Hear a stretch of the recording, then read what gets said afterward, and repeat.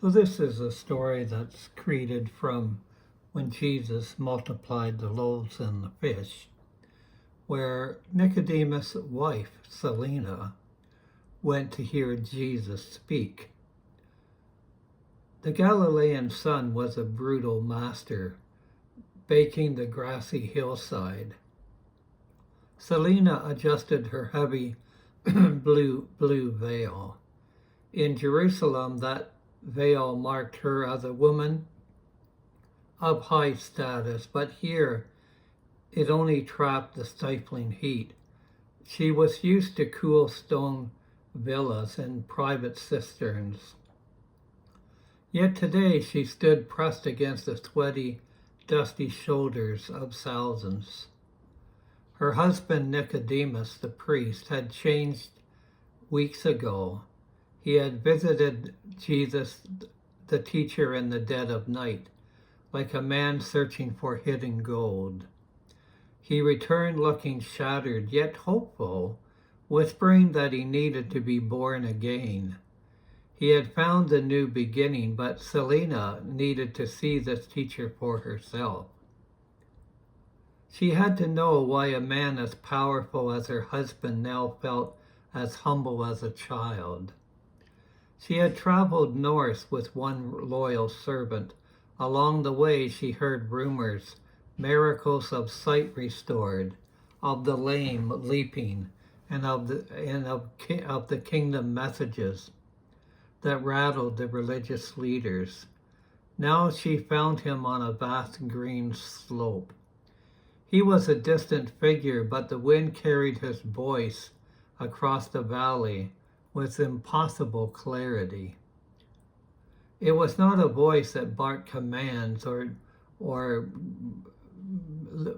created confusion.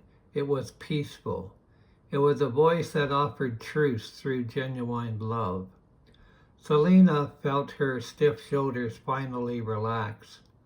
She forgot the heat and the rigid social lines that were supposed to keep a Pharisee's wife away from such common people. Jesus spoke of God's law not as a cage of painful rules, but as a path to a true relationship with God.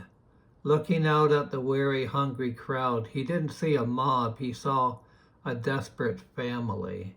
He saw people crushed under the weight of the very religious requirements her own husband had helped enforce. Come unto me, he promised, his voice wrapping around her like a balm, all you who labor and are heavy laden, and I will give you rest. The words hit Selena like a physical blow. A tear carved a clean path through the road dust on her cheek. He actually sees me, she whispered, and thought to herself, not as the elite wife of the priest's daughter, but as a woman exhausted by the constant performance of her life. Yes, she was the daughter of the high priest and had married Nicodemus. She had spent years terrified that despite all of her religious doings, she would never be good enough. As evening approached, the crowd grew restless with hunger. Her servant urged them to leave, but Selena refused. She watched the disciples panic. They had only 5 barley loaves and 2 fish, a boy's tiny lunch. This was ridiculous. They could never feed thousands. But Jesus remained calm. He looked toward heaven and gave thanks and broke the bread and the fish, handing portions to his bewildered followers. Selena watched closely, waiting for the baskets to empty, but they never did. A disciple reached in, pulling out warm, fresh bread and fish, then moved to the next family. The miracle was a steady, quiet flow of abundance. It was the light Nicodemus described, finally piercing the shadows of her doubt.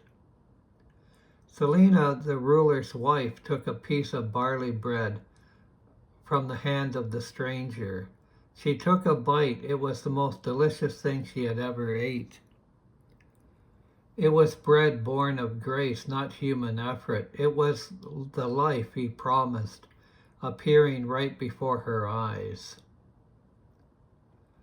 When the disciples gathered 12 baskets of leftovers, the meaning was clear. In him there is always more than enough. She thought of others she knew who were seeking the same truth, the same reality. She only watched the teacher. He looked out over the crowd with a gentle, knowing smile. He wasn't just a miracle worker, he was the true bread that could finally satisfy her soul's deep hunger. She had come to test the soil, but instead she found the unshakable foundation of Jesus as being a rock.